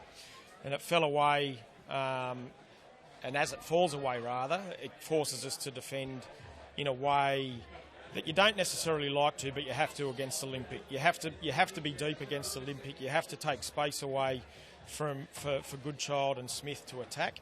And you also have to block the passing channels into Goodchild and Smith. If you can nullify that, you go a long way to beating them. So at half-time, nothing had to change other than us moving the ball a little bit better and just having a little bit more self-belief with the ball, which is a funny thing to say about this group of players, because they've all either played at the next level or been on the verge at the next level. But I still sense just a little bit of a lack of composure at times in some boys, which we did. We addressed, obviously, as we came out to the start of the second half. So 3 goals in the first, 15, 20 minutes of the second half's always nice. Having said that, we've ridden our luck, and there's no denying that. They've hit the woodwork 4 times, and on another day those 4 might go in. So we're certainly not in there doing cartwheels at the minute. We know we've still got a long way to go. And I've said to everyone, whatever this team does in the first round, we'll do better in the second round. But it's not even about this year so much. This group's going to grow over the next year and 2 after this as well. So we've got the foundations for a really good football side. We haven't performed as one yet, I don't think, with the ball. But when we do, people are really going to know about it. So I spoke to you during the week about the confidence you guys must have from that performance in round 1 where you came out in the second half and just overrun Olympic. Did you feel that could happen again this afternoon? Look, we've had a big schedule, and we've had to use a lot of the teams have. Olympic have as well, and they've had their injury problems. We've had ours in the last 2 weeks as well. So we've largely had to use the same group of players. And out there today, we had Joe Boylehouse, Nathan Morris, Joel Griffiths, Brad Swancott. You've got boys all in and around their mid-30s. So it's a big ask for people to keep backing up week after week in that situation. And, they're certainly they're a resilient group. I'll give them that. Just finally, next weekend, a huge match against Edgeworth, and then the weekend after in the FFA Cup. Looking forward to it? Absolutely, yeah. No, they've been the benchmark the last couple of years. They're still the best side that we've played this year. deserve huge respect and will get it. But we have to go there confident as well. We have to work on things this week and be better. And I'm super confident that we can go there and get another result again. Well, James, thanks for the chat. Good luck next week against Hedgeworth, and we'll see you then. And Smudge, I'll just get you off your phone, so we'll wrap it up. But Smudge, tomorrow we are out at Broadmeadow Magic's home ground, Magic Park, for their huge match against Edgeworth. Just your thoughts on that one quickly. It's a massive game, especially for Magic, and also for Edgeworth, because now Lambton leapfrog Edgeworth. For Magic, they need to stay in touch with the top four. They can't afford to lose, but they need to win. You know what? I'm tipping a Magic. Oh, well, I tipped a draw, but I wouldn't be surprised if Magic upset them. They've got some key players in dangerous areas, which if Edgeworth are complacent, could hurt them. All right, we'll see you tomorrow at 2:30 p.m. at Magic Park. Were you going to say something else? It's June next week. We might see Ryan Griffiths on the park. Ryan Griffiths as well for Lambton, so keep a look out there. We'll see you 2:30 p.m. tomorrow. Looking forward to it. Full time here at Arthur Eden Oval. It was Lambton Jaffas 3, Hamilton Olympic 2.